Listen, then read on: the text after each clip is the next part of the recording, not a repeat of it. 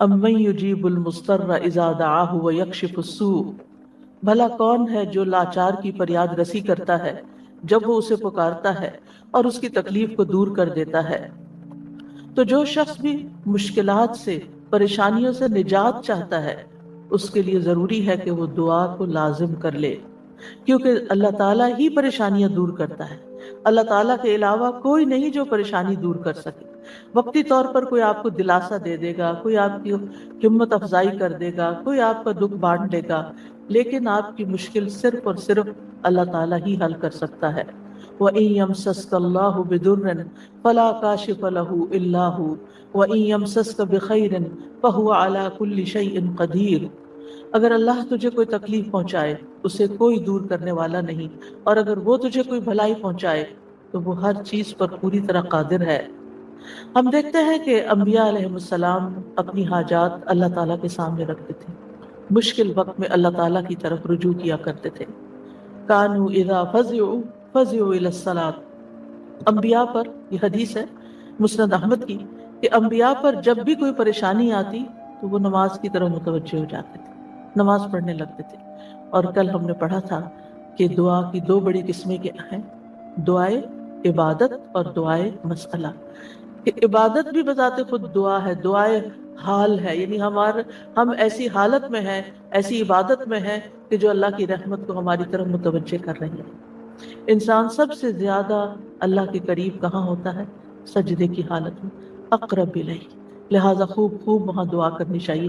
تو نماز بذات خود پریئر ہے، اس کو کہتے بھی پریئر ہے، صلاۃ کا معنی بھی دعا ہے، تو وہ تو دعا کا مجموعہ ہے۔ اسی لیے وَاسْتَعِینُوا بِالصَّبْرِ وَالصَّلَاةِ، جب انسان پر کوئی مشکل آئے تو فوراً نماز کی طرف جائے اور نماز پڑھ کر اللہ تعالیٰ سے دعا بھی کرے، اور بذات خود اگر نماز پر نوافل پہ نوافل بھی پڑھ رہا ہے یا طویل قیام کر رہا ہے، طویل سجدہ کر رہا ہے، تو یہ بھی ایک طرح سے دعا یا عبادت ہی کی حالت میں ہے۔ انبیاء علیہ السلام کی دعائیں کیوں قبول ہوئی؟ ہم ایک کے بعد ایک پیغمبر کے بارے میں قرآن مجید میں پڑھتے ہیں، اور ہر پیغمبر کی دعا کے بارے میں پڑھتے ہیں کہ وہ قبول ہو گئی۔ کیوں؟ انہم کانوا یسارعون فی الخیرات ویدعون ربہم رغبا ورہبا۔ دو کام تھے ان کے، ایک تو یہ کہ وہ نیکی کے کاموں میں بہت جلدی کرتے تھے، یسارعون فی الخیرات، تو دعاؤں کی قبولیت کے لیے کیا ہے؟ نیکیوں میں جلدی کریں، نیکیوں میں دوڑ لگائیں، نیکیوں میں آگے بڑھیں۔ وَيَدْعُونَنَا رَغَبًا وَرَهَبًا، اور وہ ہمیں پکارتے تھے رغبت کے ساتھ بھی اور رہبت کے ساتھ بھی، امید کے ساتھ بھی اور خوف کے ساتھ بھی۔ تو انسان کو اپنے رب کو امید اور خوف دونوں طریقوں سے پکارنا چاہیے۔ تو ہم دیکھتے ہیں کہ آدم علیہ السلام پر جب پریشانی آئی، شیطان کے کہنے میں وہ آ گئے، اور پھر انہوں نے دعا کی، ربنا ظلمنا انفسنا وَإِن لَّمْ تَغْفِرْ لَنَا وَتَرْحَمْنَا لَنَكُونَنَّ مِنَ الْخَاسِرِينَ، کہ اے ہمارے رب، ہم نے اپنی جانوں پر ظلم کیا، اگر تو نے ہمیں نہ بخشا، ہم پر رحم نہ کیا، تو ضرور ہم خسارہ پانے والوں میں سے ہو جائیں گے۔ تو کیا ہوا؟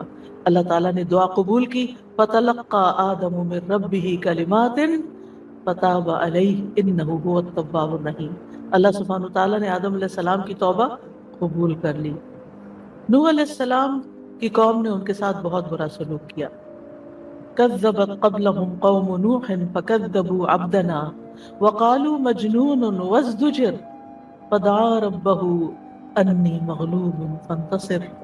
ان سے پہلے قوم نوح نے بھی جھٹلایا تھا، بس انہوں نے ہمارے بندے کو جھٹلا دیا اور کہنے لگے یہ مجنون ہے، اور وہ بری طرح جھڑک دیا گیا۔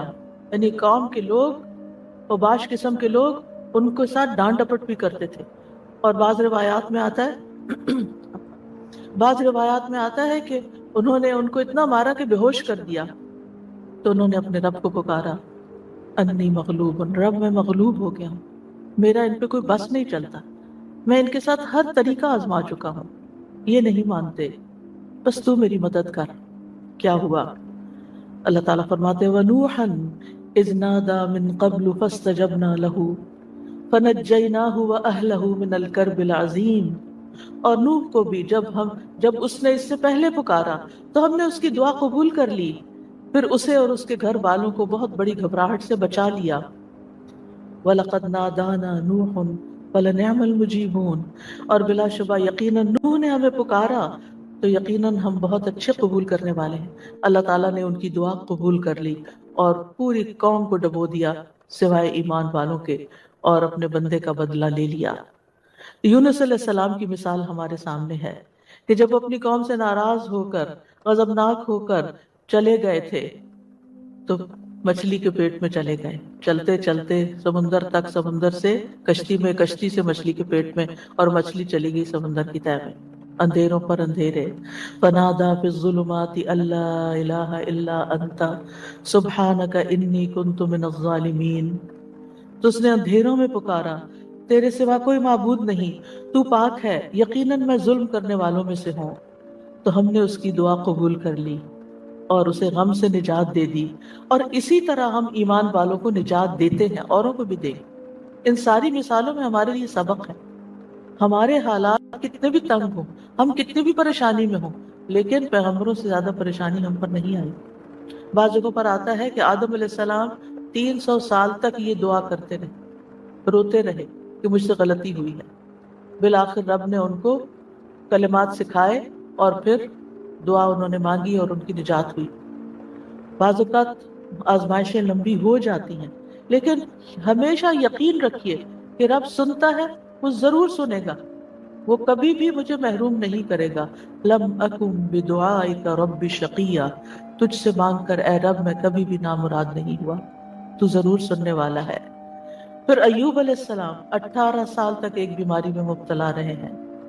وَأَيُّوبَ إِذْ نَادَى رَبَّهُ أَنِّي مَسَّنِيَ الضُّرُّ وَأَنْتَ أَرْحَمُ الرَّاحِمِينَ فَاسْتَجَبْنَا لَهُ فَكَشَفْنَا مَا بِهِ مِنْ ضُرٍّ وَآتَيْنَاهُ أَهْلَهُ وَمِثْلَهُمْ مَعَهُمْ رَحْمَةً مِّنْ عِنْدِنَا وَذِكْرَىٰ لِلْعَابِدِينَ۔ اور ایوب جب اس نے اپنے رب کو پکارا کہ بے شک مجھے تکلیف پہنچی ہے اور تو رحم کرنے والوں میں سب سے زیادہ رحم کرنے والا ہے، تو ہم نے اس کی دعا قبول کر لی، بس اسے جو تکلیف تھی دور کر دی، اور اس کے گھر والے اور ان کے ساتھ اتنے ہی اور عطا کر دیے اپنے پاس سے رحمت کے طور پر۔ ان لوگوں کے لیے یاد دہانی ہے یہ جو عبادت کرنے والے ہیں۔ یعنی بعض اوقات انسان سوچتا ہے میں عبادت بھی کرتا ہوں، میں اللہ تعالیٰ کی حرام کردہ چیزوں سے بھی بچتا ہوں، لیکن میں دعا کرتا رہتا ہوں مگر میری دعا نہیں سنی جاتی، معلوم نہیں کیوں۔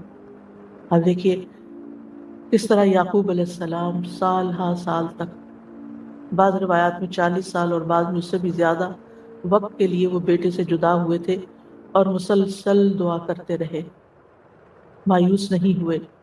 اللہ تعالیٰ نے بالآخر ان کی دعا سن لی، چھوڑنا نہیں، پیچھے نہیں ہٹنا۔ ایوب علیہ السلام نے کہا تھا وَاذْكُرْ عَبْدَنَا أَيُّوبَ إِذْ نَادَى رَبَّهُ أَنِّي مَسَّنِيَ الشَّيْطَانُ بِنُصْبٍ وَعَذَابٍ۔ اور ہمارے بندے ایوب کو یاد کرو جب اس نے اپنے رب کو پکارا کہ بے شک شیطان نے مجھے بڑا دکھ اور تکلیف پہنچائی ہے۔ انی مسنی الضر وانت ارحم الراحمین، اللہ مجھے تکلیف پہنچی ہے اور تو سب سے بڑا رحم کرنے والا ہے، تو سب مہربانوں میں سے بڑھ کر مہربان ہے، تو مہربانی نہیں کرے گا تو اور کون کرے گا۔ تو یہاں انہوں نے اللہ تعالیٰ کی رحمت کی فریاد کی۔ پھر ابراہیم علیہ السلام مشکل ترین حالات میں اللہ تعالیٰ پر توکل کرتے ہیں۔ ابن عباس کہتے ہیں کہ یہ کلمہ حسبنا اللہ و نعم الوکیل ابراہیم علیہ السلام نے اس وقت کہا تھا جب انہیں آگ میں ڈالا گیا تھا، اور ان کے اس کلمے کی وجہ سے ان پر آگ ٹھنڈی ہو گئی، کیونکہ انہوں نے کہا تھا حسبنا اللہ و نعم الوکیل، حسبنا اللہ، اللہ ہمیں کافی ہے۔ یہ بھی پکارنے کا ایک انداز ہے، اللہ کی رحمت کو طلب کرنے کا ایک انداز ہے۔ اور ان کے اس کہنے پر اللہ سبحانہ وتعالیٰ نے کیا فرمایا، قُلْنَا يَا نَارُ كُونِي بَرْدًا وَسَلَامًا عَلَىٰ إِبْرَاهِيمَ، اے آگ تو ابراہیم پر سراسر ٹھنڈک اور سلامتی والی بن جا۔ ابراہیم علیہ السلام نے نیک اولاد کی دعا کی، رب هب لي من الصالحین فبشرناہ بغلام حلیم، اے میرے رب مجھے لڑکا عطا کر جو نیکوں میں سے ہو، تو ہم نے اسے ایک بڑے بردبار بچے کی خوشخبری دی، بغلام حلیم، ایک بردبار لڑکے کی خوشخبری دی۔ ایسا نہیں ہوا کہ ابراہیم علیہ السلام نے ادھر دعا کی اور ادھر ان کو اسحاق اور اسماعیل علیہ السلام مل گئے۔ انتہائی بڑھاپے کی حالت میں جا کر بہت سالوں کے بعد دعا قبول ہوئی، لیکن قبول ہوئی۔ ہمارے لیے اس میں سبق یہ ہے کہ مانگتے رہیں چاہے سال ہا سال گزر جائیں۔ اور پھر وہ کہتے ہیں الحمدللہ الذی وہب لی علی الکبر اسماعیل و اسحاق ان ربی لسمیع الدعاء۔ سب تعریف اس اللہ کی ہے جس نے مجھے بڑھاپے کے باوجود اسماعیل اور اسحاق عطا کیے، بے شک میرا رب تو بہت دعا سننے والا ہے۔ اللہ سبحانہ وتعالیٰ نے انہیں ہدایت یافتہ اولاد عطا کی تھی، یعنی ایسی نیک اولاد، یہ ان کے صبر کا نتیجہ تھا۔ یعنی ان کی زندگی تو مشکل میں گزری، لیکن اس کا بدلہ اللہ نے ان کو کیا دیا کہ ایسی اولاد دی جو ہمیشہ کے لیے ان کے لیے ناموری کا سبب بنی۔ وَوَهَبْنَا لَهُ إِسْحَاقَ وَيَعْقُوبَ، صرف بیٹا نہیں، بیٹے کے بعد پوتے کی بھی خوشخبری دی۔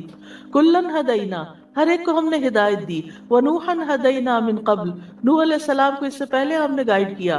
وَمِن ذُرِّيَّتِهِ داود وسلیمان وأیوب ویوسف وموسیٰ وہارون وَكَذَلِكَ نَجْزِي الْمُحْسِنِينَ، اور اس کی اولاد میں سے داؤد اور سلیمان اور ایوب اور یوسف اور موسیٰ اور ہارون، اور اسی طرح ہم نیکی کرنے والوں کو جزا دیتے ہیں۔ یعقوب علیہ السلام کا حال آپ کے سامنے ہے۔ انہوں نے اپنے غم اور دکھ کی فریاد لوگوں کے سامنے نہیں کی، لوگوں کو جا کر اپنے دل کا حال نہیں بتایا۔ کیا کہا؟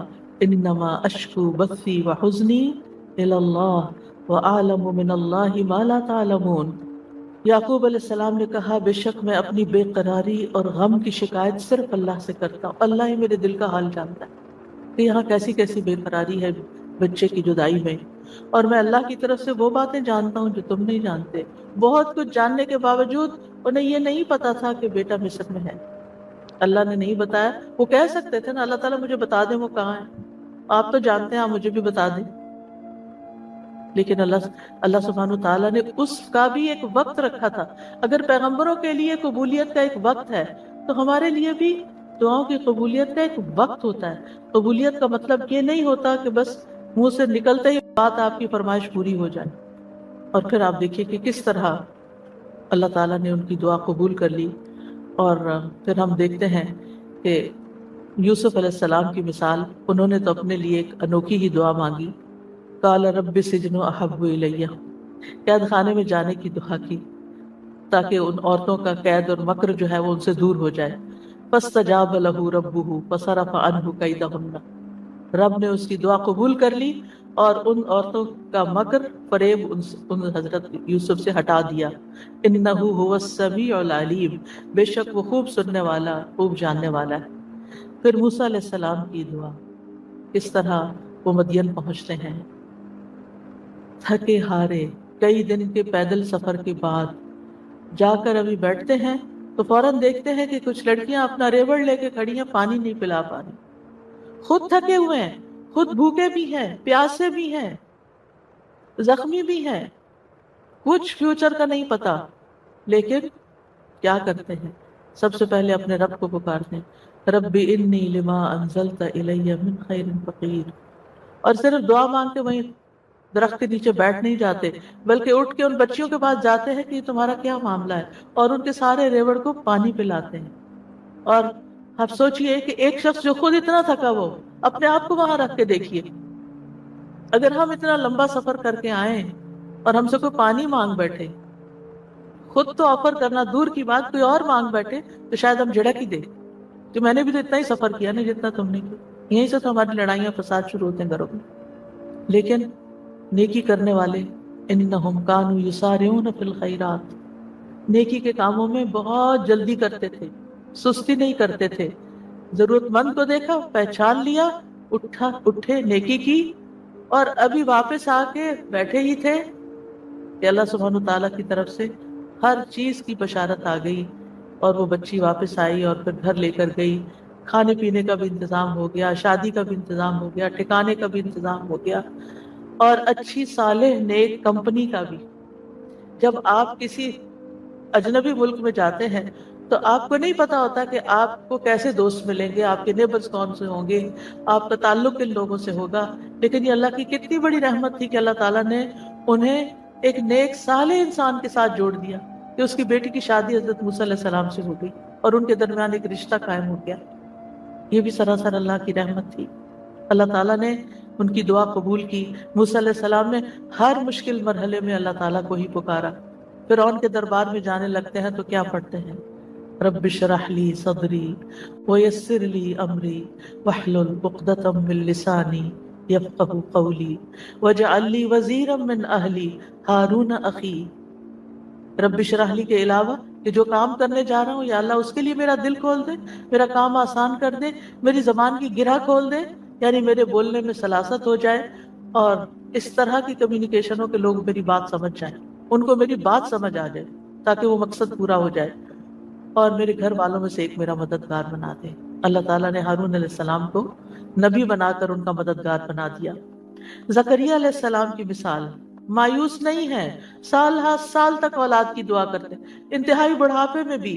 وَزَكَرِيَّا إِذْ نَادَىٰ رَبَّهُ رَبِّ لَا تَذَرْنِي فَرْدًا وَأَنتَ خَيْرُ الْوَارِثِينَ۔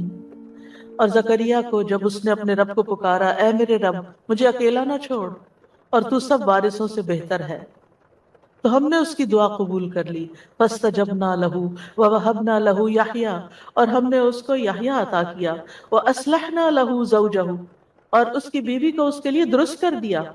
یعنی بعض اوقات ہم سوچتے ہیں کہ نہیں انفرٹیلٹی کا پرابلم ہے، بچہ ہو ہی نہیں سکتا، اللہ تعالیٰ سب کچھ کر سکتا ہے، اللہ تعالیٰ وہ بھی ٹھیک کر سکتا ہے، کیونکہ ان اللہ علی کل شیء قدیر، اللہ تعالیٰ ہر چیز پر قدرت رکھتا ہے۔ اس لیے مایوسی کس بات کی؟ اللہ کے بندے کبھی بھی مایوس نہیں ہوتے، ہاں مانگنے سے کبھی نہیں تھکتے، مانگتے رہتے ہیں کہ اللہ تعالیٰ سبب کے ساتھ بھی دیتا ہے اور بغیر سبب کے بھی دیتا ہے، اس کے لیے کیا مشکل ہے۔ پھر نبی صلی اللہ علیہ وسلم کس طرح دعا کرتے ہیں، اذ تستغیثون ربکم فاستجاب لکم انی ممدکم بألف من الملائکۃ مردفین۔ جب تم اپنے رب سے مدد مانگ رہے تھے تو اس نے تمہاری دعا قبول کر لی کہ بے شک میں 1000 فرشتوں کے ساتھ تمہاری مدد کرنے والا ہوں جو ایک دوسرے کے پیچھے آنے والے ہیں۔ کس طرح نبی صلی اللہ علیہ وسلم بدر کے میدان میں فریادیں کر رہے تھے، اپنے رب کو پکار رہے تھے، دیر اینڈ دن خوشخبری آ گئی کہ فرشتوں سے مدد کی جائے گی۔ انبیاء علیہ السلام کے علاوہ ہم دیکھتے ہیں کہ دیگر افراد بھی جنہوں نے اللہ تعالیٰ سے دعا کی، اللہ سبحانہ تعالیٰ نے ان کی دعا سن لی۔ سورۃ یاسین میں جو مرد مومن ہے، سورۃ المؤمن میں جو مرد مومن ہے، جو فرعون کے دربار میں سے ہی ایک شخص اٹھتا ہے اور پھر وہ لوگوں کو نصیحت کرتا ہے اور کیا کہتا ہے، فَسَتَذْكُرُونَ مَا أَقُولُ لَكُمْ وَأُفَوِّضُ أَمْرِي إِلَى اللَّهِ إِنَّ اللَّهَ بَصِيرٌ بِالْعِبَادِ۔ فرعون کے دربار میں ایک شخص کا اٹھ کر لوگوں کو سمجھانا، فرعون کو سمجھانا، خوب خوب نصیحتیں کرنا، کھلم کھلا موسیٰ علیہ السلام پر ایمان لانا، یہ بہت بڑی بغاوت تھی اور بہت بڑا نقصان ہو سکتا تھا، لیکن اس مرد مومن نے کیا کہا، افوض امری الی اللہ، میں اپنا معاملہ اللہ کے سپرد کرتا ہوں۔ کیا ہوا پھر، فوقاہ اللہ سیئات ما مکروا وحاق بآل فرعون سوء العذاب،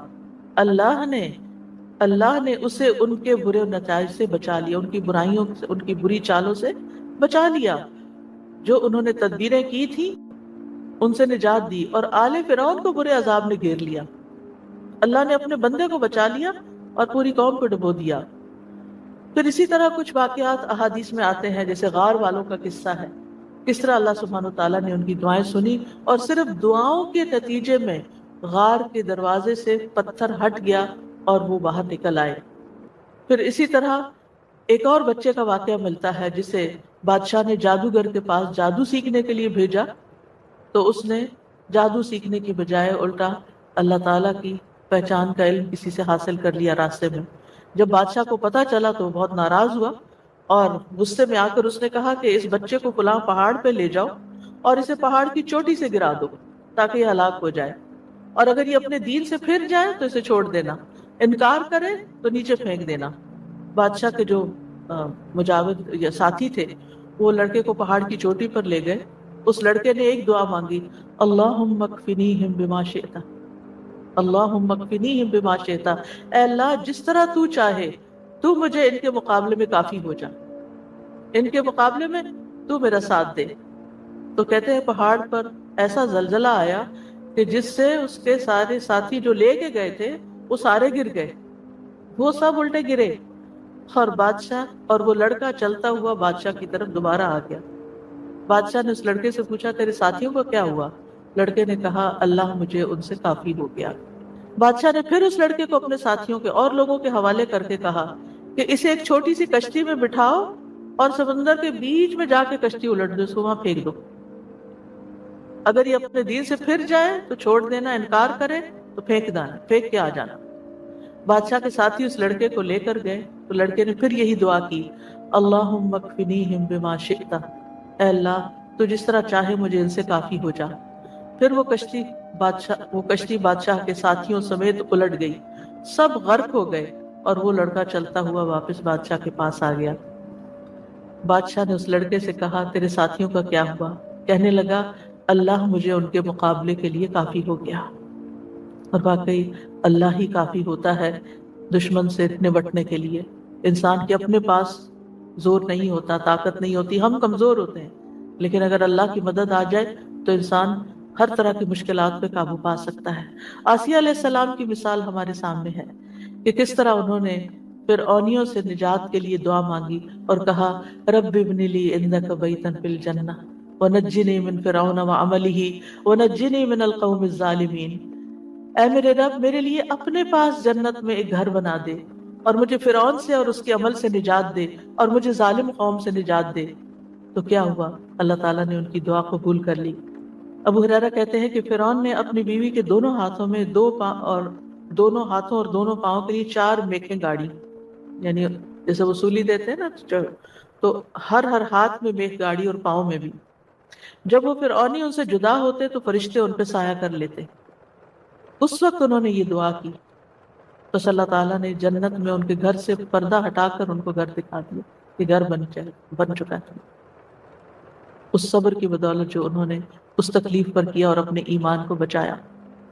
سارہ علیہ السلام نے کس طرح اس ظالم بادشاہ کے مقابلے میں مدد طلب کی. آپ جانتے ہیں کہ ابراہیم علیہ السلام نے حضرت سارہ کے ساتھ ہجرت کی تھی اور انہیں لے کر ایک شہر میں پہنچے جس میں جو اس کا بادشاہ تھا وہ بہت ظالم تھا. اور جب اسے پتہ چلتا کہ کوئی مسافر ایسا ہے جس کے ساتھ بہت خوبصورت عورت ہے تو وہ اس سے زبردستی چھین لیتا تھا. اسے پتہ چلا کہ ابراہیم علیہ السلام اپنے ساتھ ایک ایسی عورت کو لائے ہیں جو عورتوں میں سب سے زیادہ خوبصورت ہے. تو انہوں نے ابراہیم علیہ السلام کو پیغام بھیجا کہ یہ تمہارے ساتھ کون ہے؟ تو انہوں نے کہا کہ یہ میری بہن ہے. پھر سارہ کے پاس گئے تو انہوں نے کہا میری بات کو جھٹلانا نہیں، کیونکہ میں نے ان کو بتایا کہ تم میری بہن ہو. اللہ کی قسم اس سرزمین میں میرے اور تمہارے علاوہ دوسرا کوئی مومن نہیں، یعنی ہم ایمان میں بہن بھائی ہیں. تو انہوں نے پھر سارہ کو ظالم کے پاس بھیج دیا. بادشاہ سارہ کی طرف بڑھنے لگا تو اس نے یعنی حضرت سارہ نے اٹھ کر وضو کیا، نماز پڑھنے لگی اور یہ دعا کی اللہم ان کنت آمنت بک وبرسولک واحسنت فرجی الا علی زوجی فلا تسلط علی الکافر. اے اللہ اگر میں تجھ پر اور تیرے رسول پر ایمان لائی ہوں اور میں نے اپنی شرمگاہ کو اپنے شوہر کے سوا محفوظ رکھا ہے تو اس کافر کو میرے اوپر مسلط نہ ہونے دے. اس پر بادشاہ کا سانس گلے میں پھنس گیا اور گر کر ایڑیاں رگڑنے لگا اور حضرت سارہ کو نجات مل گئی. نہ صرف ایک نجات ملی بلکہ ان کے ساتھ توفتاً حضرت ہاجر کو بھی ساتھ دیا گیا. خولہ بنت ثعلبہ کی مثال قرآن میں آپ کے سامنے ہے کہ کس طرح ان کے شوہر نے ان سے زہار کیا تو وہ پریشان ہو گئی اور نبی صلی اللہ علیہ وسلم کے پاس آئیں اور تکرار کرنے لگی کہ میرے مسئلے کا کوئی حل بتایا جائے. تو اس پر اللہ سبحانہ وتعالیٰ نے کیا آیات نازل کی قد سمع اللہ قول التی تجادلک فی زوجہا وتشتکی الی اللہ واللہ یسمع تحاورکما. اللہ نے سن لی اس عورت کی بات جو تم سے اپنے شوہر کی شکایت کر رہی تھی اور اپنے خاوند کے بارے میں جھگڑ رہی تھی اور اللہ کی طرف شکایت کر رہی تھی اور اللہ تم دونوں کی بات سن رہا تھا. اللہ سبحانہ وتعالیٰ نے اس عورت کی بات سن لی کا مطلب کیا ہے؟ دعا قبول کر لی، مسئلے کا حل مل گیا. اسی طرح سلف صالحین جو ہیں وہ بھی اللہ کو پکارتے ہیں. امت کے جو نیک لوگ ہیں ان میں سب سے پہلے صحابہ کرام ہیں. وہ سب سے بڑھ کر اللہ تعالیٰ کو جاننے والے تھے، اللہ تعالیٰ کی معرفت رکھتے تھے، وہ اللہ کے رسول کو جاننے والے تھے، وہ دین میں سب سے زیادہ بصیرت رکھتے تھے اور سب سے زیادہ دعا کرنے کے ادب آداب سے واقف تھے کہ کیسے دعا کی جاتی ہے. ہم دیکھتے ہیں کہ عمر بن خطاب رضی اللہ عنہ دعا کے ذریعے اپنے دشمن کے خلاف فتح طلب کرتے تھے اور یہ دعا ان کے لشکروں میں سے عظیم لشکر تھا. کہتے ہیں نا کہ اللہ تعالیٰ کے لشکر ہیں، جیسے سکینت بھی اللہ کے لشکروں میں سے ایک لشکر ہے، تو وہ دعا کو بھی اللہ کا ایک لشکر سمجھتے تھے. وہ اپنے ساتھیوں سے کہا کرتے تھے تم کثرت تعداد کی بنیاد پر فتح نہیں دیے جاتے، بلکہ تمہاری مدد آسمان سے کی جاتی ہے، اللہ تمہاری مدد کرتا ہے، یعنی تمہاری دعائیں سنتا ہے۔ اسی طرح عبداللہ بن زبیر کے بارے میں آتا ہے، وہ کہتے ہیں کہ جمل کی جنگ کے موقع پر جب زبیر رضی اللہ عنہ کھڑے ہوئے تو مجھے بلایا، میں ان کے پہلو میں جا کر کھڑا ہو گیا، بیٹے ہیں ان کے۔ انہوں نے کہا بیٹا آج کی لڑائی میں ظالم مارا جائے گا یا مظلوم؟ میں سمجھتا ہوں کہ آج میں مظلوم قتل کیا جاؤں گا، اور مجھے سب سے بڑی فکر اپنے قرضوں کی ہے۔ کیا تمہیں بھی کچھ اندازہ ہے کہ قرض ادا کرنے کے بعد ہمارا کچھ مال بچ سکے گا؟ پھر انہوں نے کہا بیٹے ہمارا مال فروخت کر کے اس سے قرض ادا کر دینا۔ کہنے لگے بیٹا اگر قرض ادا کرنے سے عاجز ہو جاؤ تو میرے مولا سے اس میں مدد چاہنا، کام نہ ہو تو اللہ سے مدد چاہنا۔ عبداللہ نے بیان کیا کہ اللہ کی قسم، ان کے بیٹے کہتے ہیں اللہ کی قسم میں ان کی بات اس وقت نہ سمجھ سکا۔ میں نے پوچھا اے میرے بابا من مولا کا، آپ کا مولا کون ہے؟ قال اللہ، کہنے لگے اللہ۔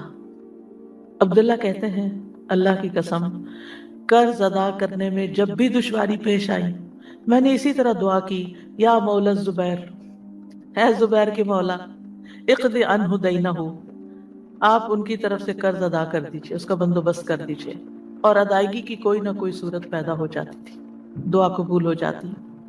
سفیان ثوری کہا کرتے تھے اے وہ ذات جس کو اپنے تمام بندوں میں سے وہ انسان سب سے زیادہ محبوب ہے جو اس سے مانگے تو کثرت سے مانگے، یعنی اللہ تعالیٰ کو وہ شخص زیادہ پیارا ہے جو زیادہ دعائیں کرتا ہے۔ اے وہ ذات جس کو اپنے تمام بندوں میں سے وہ انسان سب سے زیادہ ناپسند ہے جو اس سے نہیں مانگتا، کیونکہ جو انسان دعا نہیں کرتا اللہ تعالیٰ اس سے ناراض ہوتا ہے۔ اور تیرے سوا کوئی بھی ایسا نہیں ہے اے میرے رب۔ کیا مطلب کہ اگر کوئی بھی اور ایسا نہیں، اگر کسی سے بھی انسان ایک سے زیادہ دفعہ کچھ مانگ لے تو وہ ناراض ہو جاتا ہے، اور نہ مانگے تو خوش رہتے ہیں۔ ایون ماں باپ بھی آپ دیکھیں، اگر بچے ایک دفعہ کچھ مانگے تو کہ اچھا بیٹا لے لو، پھر دوسری دفعہ پھر مانگے تو ایک دن آتا ہے کہ ماں باپ بھی کہتے ہیں کہ تم کب تک مانگتے رہو، اپنا بندوبست خود کرو۔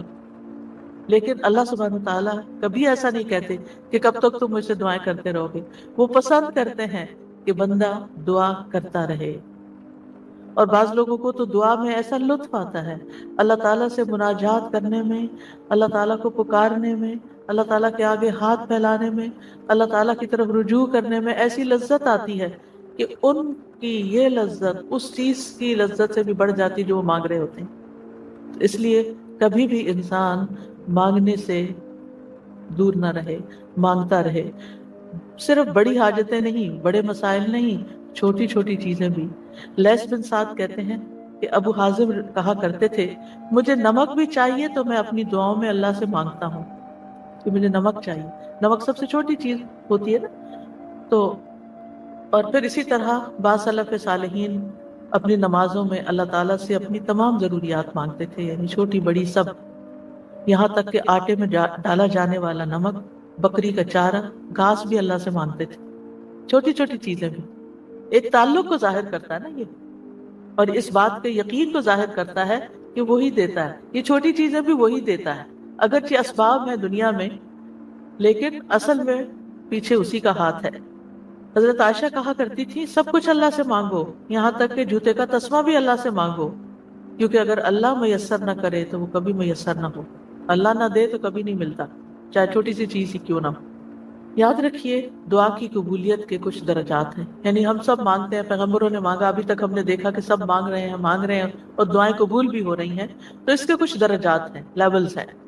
رسول اللہ صلی اللہ علیہ وسلم نے فرمایا اگر کوئی شخص اللہ سے دعا کرتا ہے تو اس کی دعا ضرور قبول ہوتی ہے، اس کی دعا ضرور قبول ہو جاتی ہے، خواہ وہ دنیا میں اسے وہ چیز دے دی جائے، یعنی جو مانگ رہا ہے وہ یہی مل جائے، یا اس کے لیے آخرت میں ذخیرہ بنا دیا جائے، یا پھر اس دعا کے بقدر اس کے گناہوں کا کفارہ ادا ہو جاتا ہے، بشرطے کہ اس کی دعا کسی گناہ یا قطع رحمی کے لیے نہ ہو اور وہ جلدی نہ کرے۔ تو تین چیزیں ہو گئی،